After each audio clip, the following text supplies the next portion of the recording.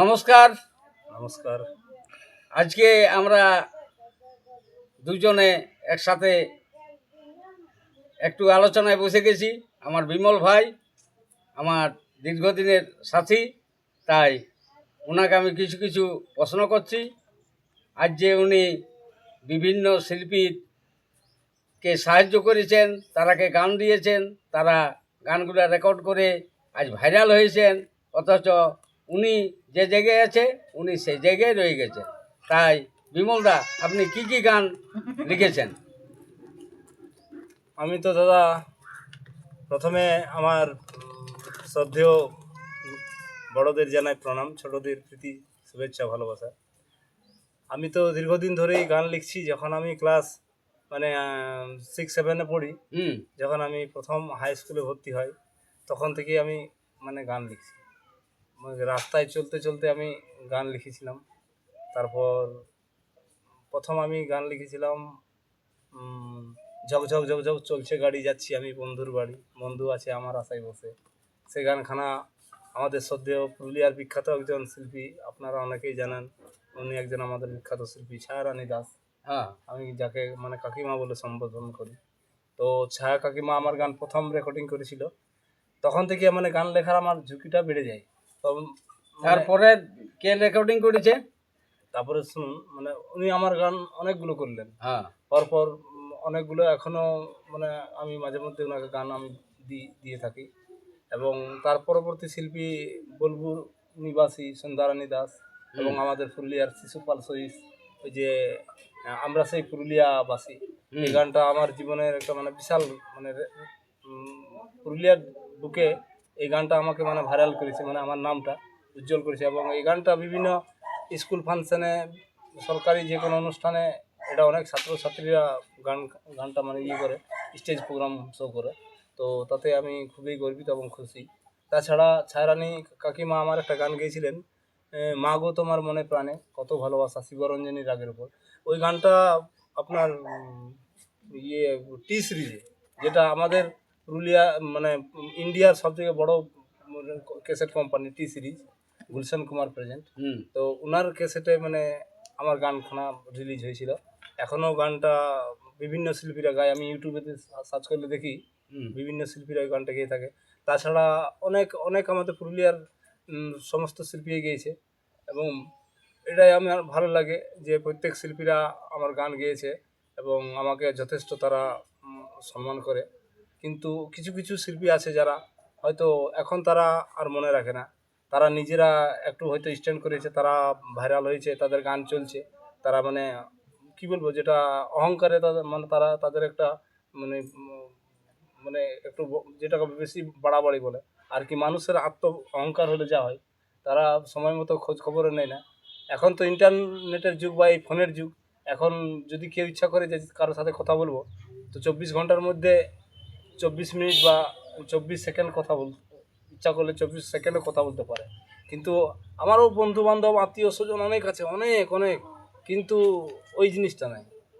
যে শিল্পীরা যতই সামনে যখন আসে তখন দেখবেন বিরাট ব্যাপার, কিন্তু শিল্পীদের মধ্যে মধ্যে এত এত অহংকার, এটা তাদের ব্যবহার না ই করলে, তাদের ভিতরে না ঢুকলে সেটা বুঝতে পারা যায়। তাহলে কোন কোন শিল্পীকে আপনি গান দিয়েছেন?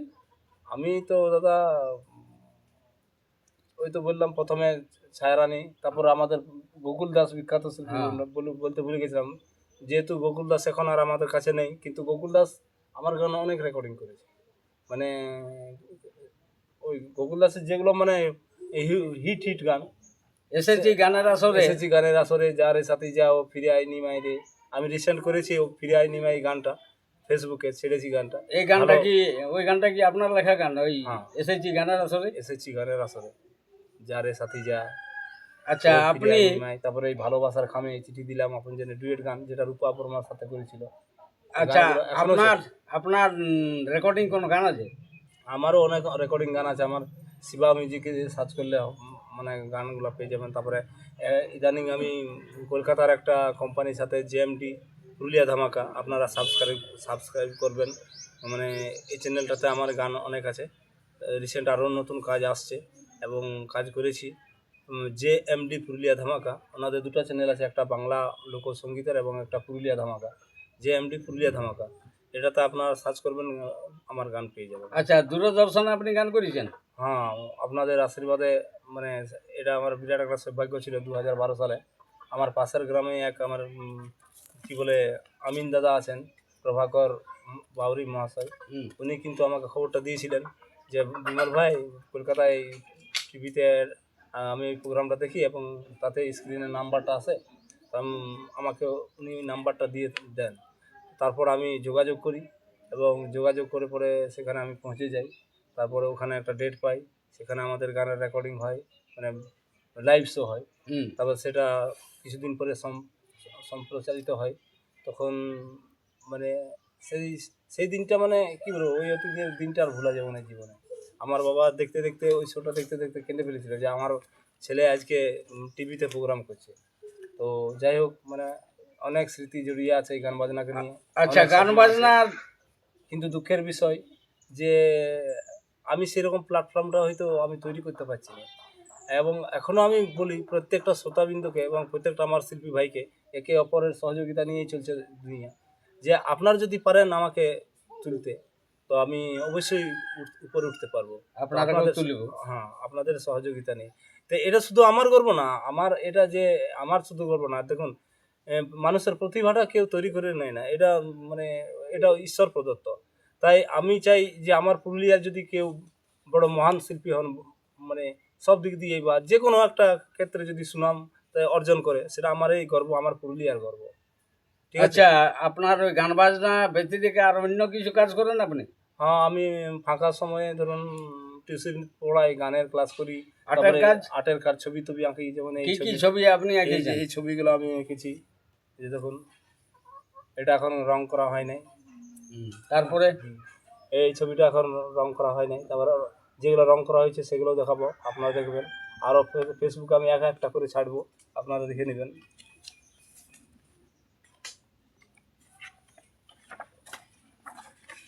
এই ছবিটা এখন রং করা হয় নাই, এটা আপনার নিজের হাতের তৈরি? এগুলো আমার হাতের তৈরি। তা আপনার আর্ট স্কুল আছে নাকি? আর্ট স্কুল, হ্যাঁ, আমি অনেক দিনই জায়গা পাচ্ছি না সেরকম। ঘরে আমি শুরুও করেছিলাম, তারপরে মাঝে মধ্যে অনেক ব্যাপার আছে, সেগুলো সব কিছু বলা যায় না এখন। তাহলে হয়তো আপনার ছাত্রছাত্রী কিছু আমি আছে? গ্রামের মাস্টার বলে হয়তো অনেকে গুরুত্ব দেয় নাই। শহর টাউন বাজারে সেরকম আমার জায়গা নাই। আমি চাইছি যদি রঘুনাথপুর শহরে যদি একটা জায়গা পাই, তো সেখানে আমি একটা গানের স্কুল বা এই স্কুল করব। দেখুন, এগুলো তাও কাজ এখন অনেক ইনকমপ্লিট আছে, যেগুলো আপনার রঙের কাজ একটু বাকি আছে, গয়না টয়নার কাজগুলো এখন করি নাই। কারো যদি মানে আর্ট শেখার ইচ্ছা থাকে, আপনারা যোগাযোগ করবেন। এবং কি আমি এই যে আপনার ছবিটা আমি শুধু মানে করে দেবো। আমার এই একটা প্রতিভা আছে যে আপনার যে ছবি আছে, এই ছবিটা আমি তৈরি করে দেবো, আপনার ফেসটা আমি বানিয়ে দেবো। তাহলে বিমল ভাই, একটা তাহলে গান হোক। ঠিক আছে। আমার ওই ছায়া কাকিমা যে টি সিরিজে যে গানখানা করেছিল, যে গানটা আমার সারা পশ্চিমবাংলায় ভাইরাল হয়েছিল, সেই গানটা আমি গাইছি, আমার খুব প্রিয় গান। ঠিক আছে। মাগো তোমার মনে প্রাণে, মাগো তোমার মনে প্রাণে, কত ভালোবাসা, তোমারই করুণাতে পৃথিবীতে আসা, তোমারই করুণায় হলো পৃথিবীতে আসা। বাহ, দারুণ দারুণ দারুণ দারুণ। তাহলে বিমল দা, আপনার চ্যানেলটার নামটা বলো। আমার চ্যানেলের নাম হচ্ছে বিমল সইস। ফেসবুকে বিমল সই সার্চ করলে আমার ইউটিউব চ্যানেল এবং ফেসবুকে দুটো পেয়ে যাবেন। আপনারা ফেসবুক পেজটা ফলো করবেন এবং ইউটিউব চ্যানেলটিকে সাবস্ক্রাইব করবেন, এই আশা রাখি। আপনারা সকলেই সহযোগিতার হাত বাড়িয়ে দেবেন, শেয়ার কমেন্ট লাইক করবেন, যাতে আমরা উৎসাহিত হই। তাই কন্ট্যাক্ট নাম্বার। ভালো ভালো, নমস্কার। আপনার সঙ্গে যে দেখা হলো তার জন্যে আমরাকে দুজনকে আমি সাহায্য সহযোগিতা করো। আমি আর মহিদা অনেক দিনের জুটি, আমরা 25 বছরের জুটি। এখনকার মতো আপনাদের কাছে নিচ্ছি ছুটি, আবার দেখা হবে। Tata bye bye. আমার কন্ট্যাক্ট নাম্বার আপনারা লিখে রাখবেন।